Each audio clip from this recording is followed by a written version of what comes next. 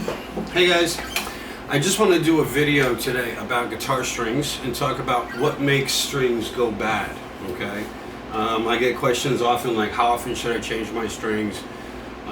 Is it different for acoustic or electric? What's up with coated strings?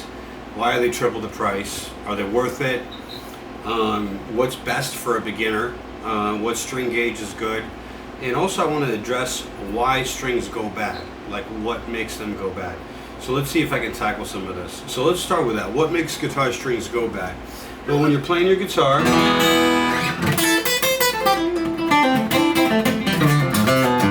haven't warmed up yet today. That's my first notes of the day.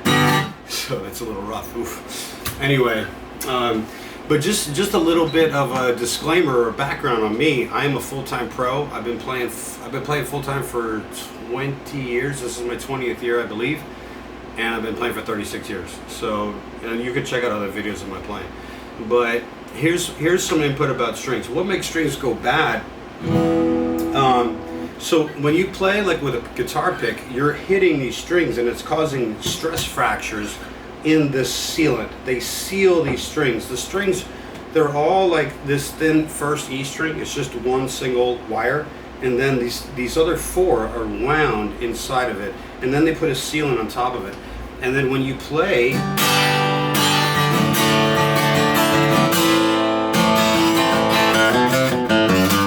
and as you're hitting these strings, you're actually breaking that seal incrementally and on a micro level.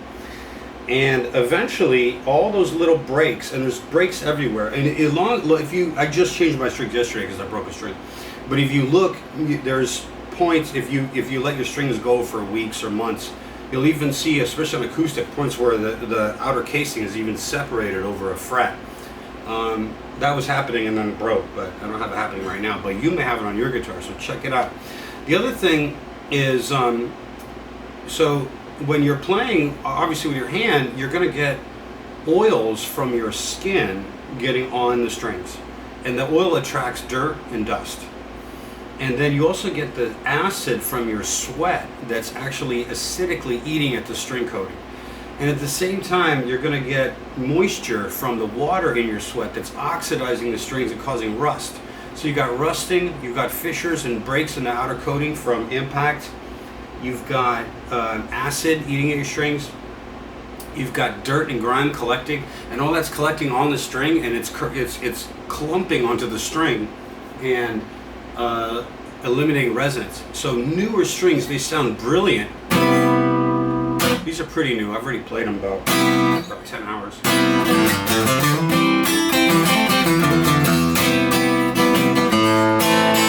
And that's what I really love about putting new strings, especially on an acoustic, by the way. If you really want to upgrade your acoustic, just put new strings on it, okay? But the other thing is, so let's talk about coated strings and non-coated strings for a little bit. I use non-coated strings. And the reason why is because I'm a full-time pro. I play guitar about 8 to 10 hours a day, and I change strings every couple days. I need to do that because that brilliance leaves. If I use coated strings, that coating is an additional coating on the string which actually stops or slows down the vibration that I want. So it's actually dulling my sound.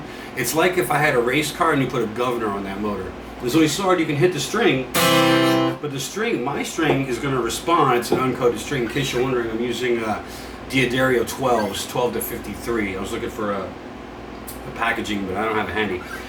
But anyway, coated strings, it puts a governor on my sound, and so when I hit at full power, and once in a while I do want to be full power, it won't give me full power. It's going to give me that governor sound. And which is fine if you're a pro and you know what you're doing. But if you're a beginner, well, let me slow down. If you're a beginner, you probably should use coated strings because they'll last for about a year, and you don't have to hassle with changing strings every couple of weeks or months or whatever. But if you're intermediate, you may want to use coated strings, for that reason as well. But when you start getting better, maybe at advanced or intermediate, upper intermediate, and you start changing your strings with something like Diodario, something that's not coated. Martins are great too, but something that's not coated, you're gonna start to appreciate the full brilliance of the string, and you're gonna play in a way without that coating. It's as if for electric guitar players, it's as if you always were playing with compression or something. You don't actually feel the full dynamic. And that's a problem. Okay. I want to get into a little bit about string gauge. I've done a couple videos on this, and my opinion has changed over the years, but I really have come to believe about string gauge. The best string gauge for you is the one that's easiest for you to play. Don't listen to like the Stevie Ray Vaughan wannabes. There's truth to everything that they're saying, but I'm at a place, and I'll explain my philosophy, I guess, in the videos to come about string gauge and why I've settled into that. But I use 12s on acoustic. Listen, I used to play with 13s on electric, okay? It was very difficult. Look, I'm playing 12s.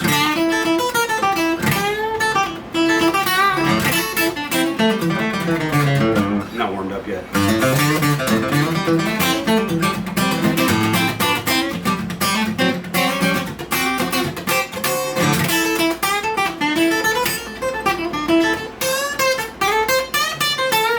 So anyway, a little bit of play on there, but you can see what I'm doing and the way I play and how hard I hit and the other techniques that I use that really do stress out the strings.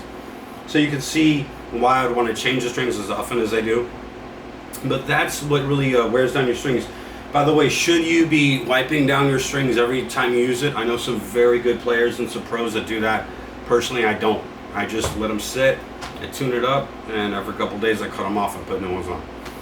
I don't think it's good to wipe it down. It's my personal opinion, because you start to remove that coating that's on there that gives you the brilliance. Should you spray them down with finger ease and stuff like Ernie Ballman? No, that's horrible. Especially electric guitar players, you spraying that, it gets into your pickup thing, and that is some nasty caking that you don't want inside your pickup. But you don't want that stuff anywhere on your guitar. I would not spray oil on your guitar. I would never spray any kind of oil or put any kind of oil on your fingerboard. That's going to really, really mess up your playing for weeks probably, because you're just dealing with this nasty oil. It's slipping all over the place. What else? What else have I seen? Yeah, I wouldn't use any product on your string. You know, it's just keep it simple. Listen, if you do the math and you add up the price of all of these oils and special cloths and gauzes, and then the triple the price of the extended life coated strings, and you weigh that with just get your plain old D'Addario strings or whatever, and just changing those strings once a week or once every couple of weeks, I'm willing to wager that it's probably going to even out for you in terms of the price of the strings and the whole maintenance that costs. And if it doesn't even out and the coated strings are way cheaper than the non-coated, then you should buy the coated, because that means that you're not changing strings that often, which means you don't play that much, which means that you probably don't need to go over the top with, you know, not having a governor on your sound. You know, it's probably not that big of a deal. So just giving you a little bit of food for thought in string damage and changing strings and stuff like that. Please leave your comments and questions below. I'm sure there are things that you may disagree with what I'm saying. I'd be happy to talk about different scenarios and hear your point of view or whatever. So that's my video for you today about strings. All right, take care.